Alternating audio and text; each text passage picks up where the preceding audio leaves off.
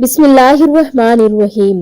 ज़ेनब TV की तरफ से मैं आप लोगों के साथ रसूलुल्लाह सल्लल्लाहु अलैहि वआलिहि वसल्लम का बहुत ही प्यारा फरमान शेयर करने जा रही हूँ कि रात को कुरान मजीद के 10 पारे कैसे पढ़ें। रसूलुल्लाह सल्लल्लाहु अलैहि वआलिहि वसल्लम ने इरशाद फरमाया कि क्या तुम में से कोई शख्स रात को कुरान मजीद के 10 पारे भी तिलावत करने से आजिज हो जाता है। सहाबा ने अर्ज की, वे अल्लाह के रसूल सल्लल्लाहु अलैहि वआलिहि वसल्लम, रात के वक्त कोई 1/3 कुरान मजीद की तिलावत कैसे कर सकेगा?